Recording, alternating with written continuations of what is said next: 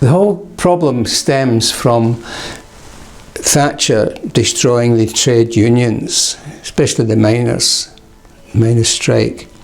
And so they did actually close the mines down to take away their livelihood and prevent them earning enough money to provide for a family. They needed to destroy these men by taking away their one and only purpose in life, to have children and protect and care and provide for them. That's when the problem started. It got even worse when they decided there was a lot of money to be made in this. All these broken families, etc. That left loads of children fatherless, behaviour problems, crime, abuse, all sorts of things happening. So they said, well, let's figure a way of making money on that.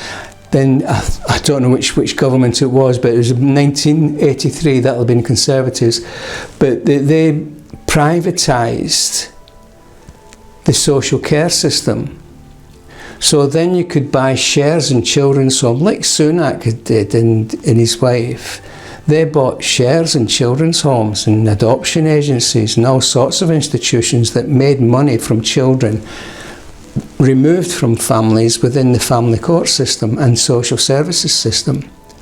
So they financed these so-called charities, and their sole purpose in life was to destroy the male-female relationship, the bond of love that these people have together. They set out to destroy that. There was one, and I couldn't believe what they were doing. I asked them what this project actually was. I won't say the name of it, but it's well known, it's a popular one. And it said the idea was that you could identify what constituted abuse, domestic abuse or controlling behaviour.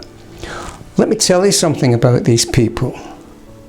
They've been going around schools, junior schools, asking children if their father ever touches them. And then they're telling them that's sexual abuse.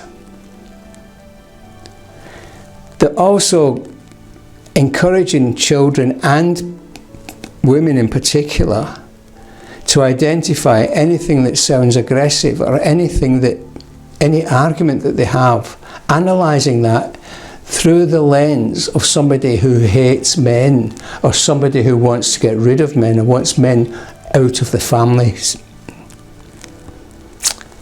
This is a sad, very, very distressing fact that you have now, where all these children are vulnerable, and women are vulnerable because they don't have a man there to protect them. And they don't want to admit that, but they are adamant that they're better off without a father.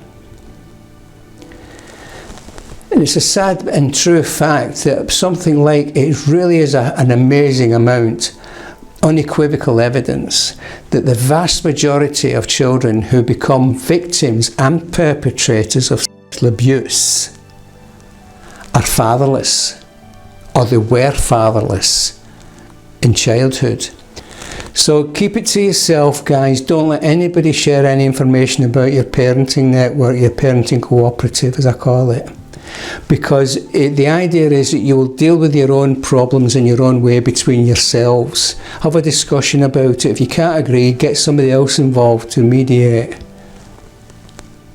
so that you can come to a decision on how to resolve the problem. Keeping in mind, it's not about personalities, it's not about hating somebody, it's about resolving problems for your children. And it's to avoid the necessity for any outside interference in your family. Because in a lot of cases, that's exactly what they want. They want you to report everything. They want you to post things on Facebook and social media. They're asking for problems, very, very serious problems.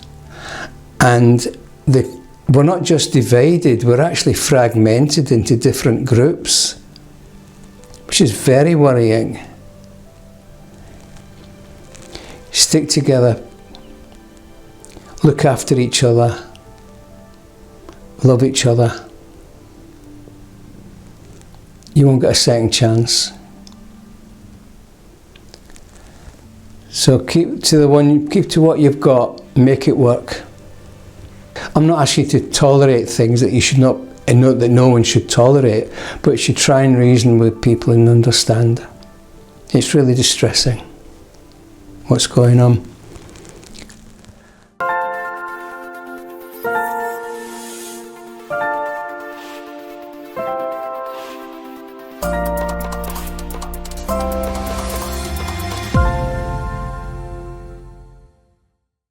Please subscribe if you haven't done already, and tick on the bell for notifications, and click a like if you liked the video.